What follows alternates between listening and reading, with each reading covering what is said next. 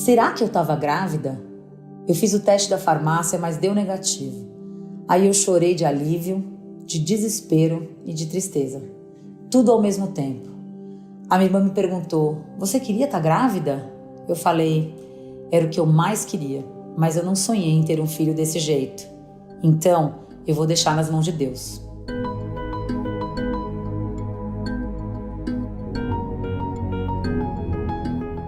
Bela Santoyo não vive no automático, mas nem sempre foi assim.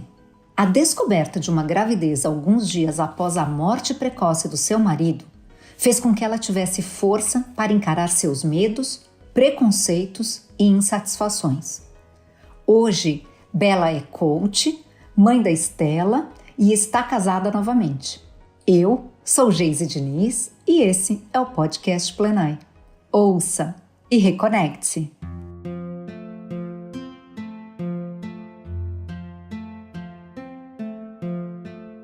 Eu tinha 31 anos quando eu conheci o Eduardo. Era uma fase em que a minha carreira estava bombando. Eu era advogada de formação, mas trabalhava como executiva, na área de negócios de um banco grande. Eu já não amava o que eu fazia como antes, só que eu era muito bem sucedida. A realização profissional vinha por meio da grana naquele momento. Como eu sempre gostei de autoconhecimento, eu já me perguntava, o que eu vim fazer aqui nessa vida? Será que o meu caminho é trabalhar em banco e ganhar dinheiro?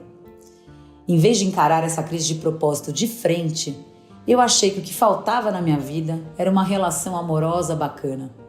Eu comecei a trabalhar essa questão com a minha terapeuta.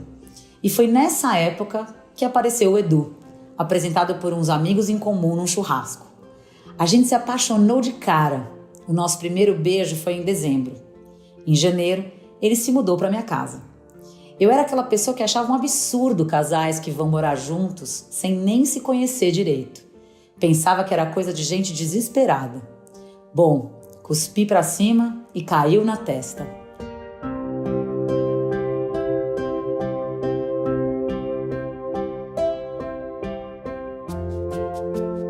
Quando eu comecei a namorar, achei que todos os meus problemas estavam resolvidos. Afinal de contas, tinha acabado de conhecer o homem da minha vida. Só que foi o contrário. O Edu era um dentista apaixonado pela profissão. Ele saía de casa feliz para trabalhar. Eu tive que conviver com a vocação dele e, obrigatoriamente, refletir sobre a minha. Eu nem sequer escolhi ser advogada. Queria ter estudado teatro ou jornalismo. Mas o meu pai mandou.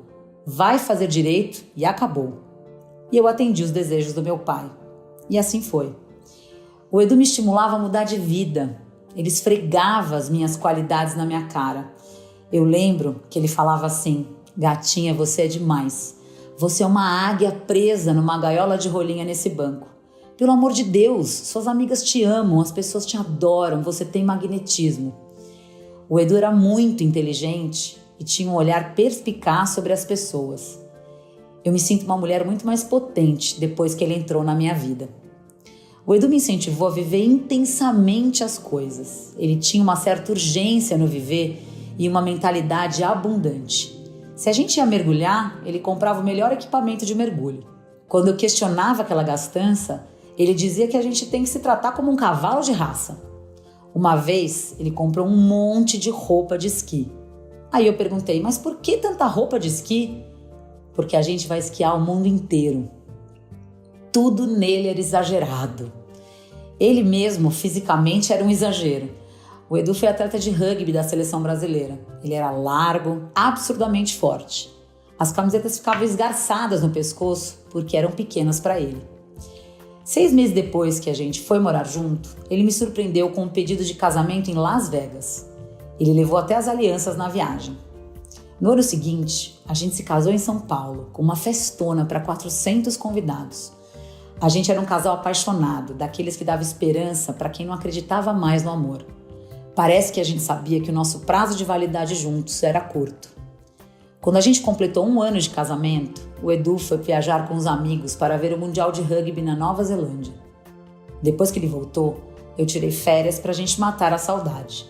Foi uma semana de amor. A gente andou de moto, tomou chuva no parque e comeu nos nossos restaurantes favoritos. Na semana seguinte, eu me arrastei para o banco. e ele voltou feliz para o consultório.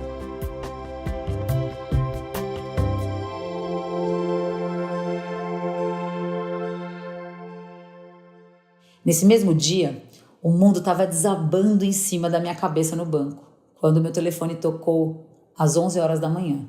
Era o Edu, perguntando como eu estava, dizendo que me amava e me convidando para ir no cinema à noite.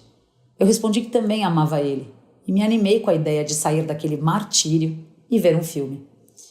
1 hora depois, o telefone tocou de novo. Dessa vez, era a secretária do Edu, me contando que ele tinha passado mal e que eu precisava correr até o consultório. Eu cheguei a tempo de encontrar o meu marido no chão, desacordado e babando. O Edu foi levado de ambulância para o hospital, mas não resistiu. Ele faleceu subitamente, de um AVC, aos 43 anos.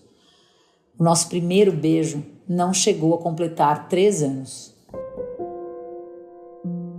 Ninguém entendeu como uma pessoa jovem, saudável e sem nenhuma comorbidade morre assim. Foi um desses acontecimentos inexplicáveis da vida.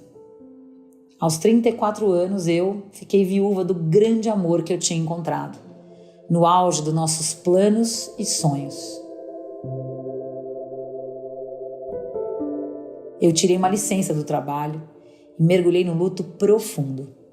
Eu nunca tinha passado por nada parecido. Nunca tinha sentido uma sensação de angústia tão forte que me impedisse de enfrentar o dia. Quando Edu se foi, eu me senti numa escuridão total. Eu tinha dores físicas. Eu, que costumo ser uma pessoa alegre e festeira, não sabia lidar com aquela tristeza. As pessoas oravam por mim. Minha irmã se mudou para minha casa e algumas amigas se revezavam para ficar comigo. Mesmo assim, eu senti uma sensação de solidão total. Eu tinha vergonha de chorar demais o tempo todo, como se eu não pudesse fazer aquilo. Então, eu tomava banhos demorados e chorava debaixo do chuveiro. Os banhos foram curativos para mim. Eu pedi ajuda para Deus e me lembrei de um texto que se chama Pegadas na Areia. Ele conta a história de um cara que caminha na praia com Jesus. Esse cara se sente sozinho e só enxerga um par de pegadas no chão. Quando ele pergunta por que foi abandonado, descobre que as pegadas eram de Jesus, que estava carregando ele no colo. E eu precisava do colo de Deus. Naquela hora, a fé me ajudou demais. Assim que a morte do Edu foi constatada, ainda no hospital, o psiquiatra da família perguntou se eu precisava de algum remédio para lidar com aquele momento. Eu falei que nunca tinha tomado nada, nem saberia o que tomar. E aí ele me questionou: tem alguma chance de você estar grávida? Eu respondi que não, mas que eu tinha tirado o DIU 7 meses antes. Então ele falou: vou te dar um fitoterápico. Eu fiz um teste de farmácia para tirar a dúvida, mas deu negativo. Mesmo assim, fiquei encasquetada com aquilo. Umas semanas depois, solicitei um pedido de exame de sangue para o meu pai, que era pediatra. Eu fiz o teste numa quinta-feira, na mesma semana em que eu voltei a trabalhar.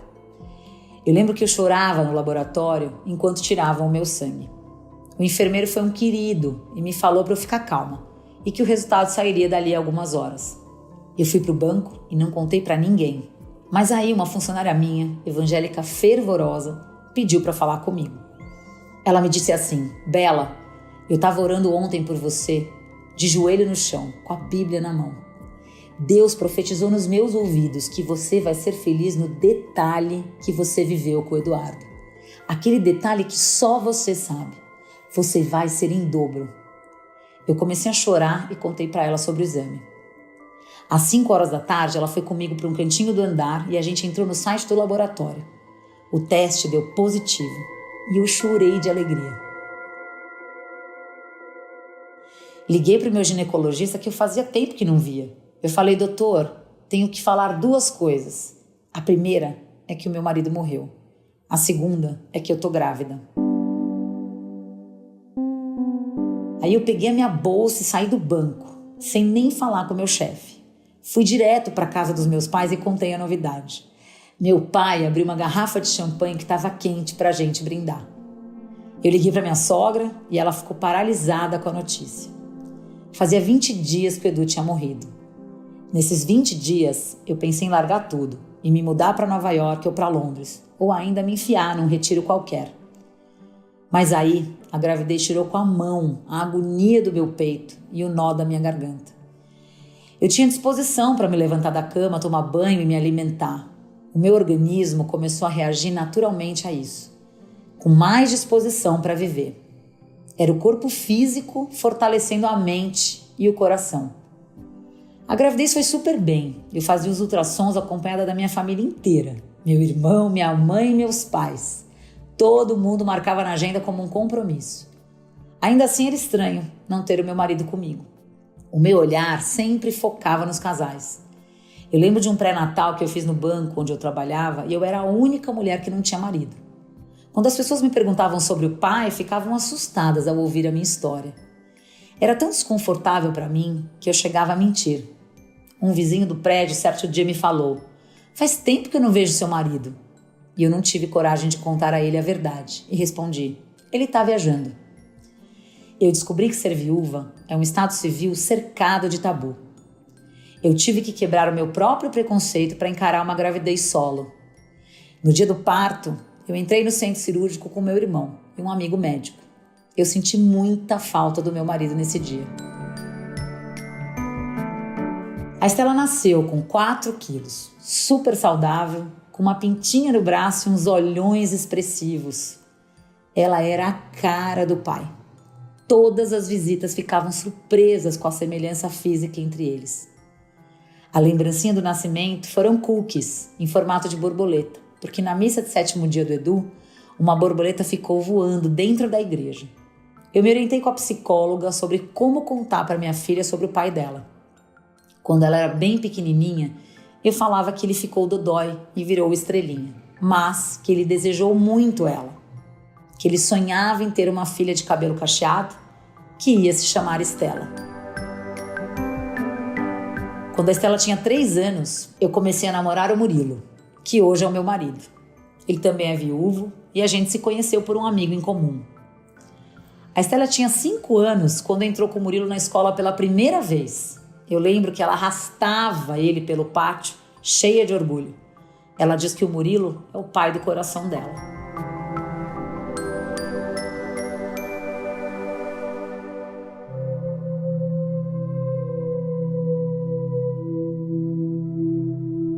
Eu acredito na relação a 2. Acho muito difícil a gente ser feliz sozinho.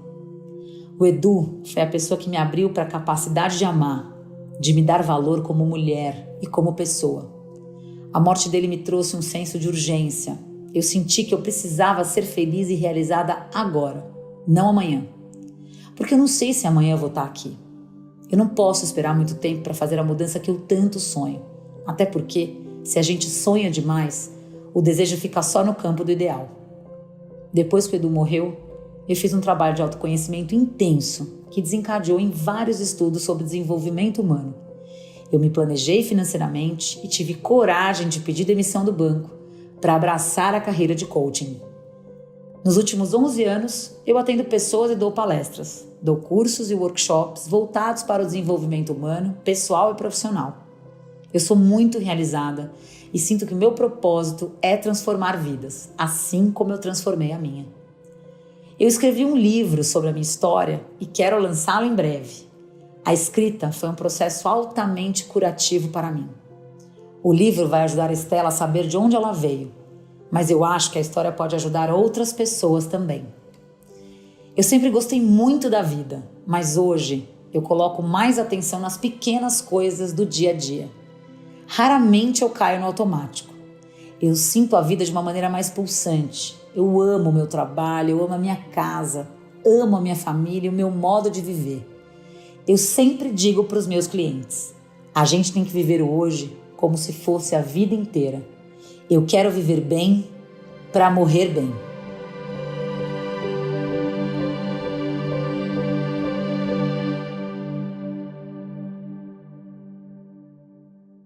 Nossas histórias não acabam por aqui. Confira mais dos nossos conteúdos em plenai.com e em nosso perfil no Instagram, @portalplenai.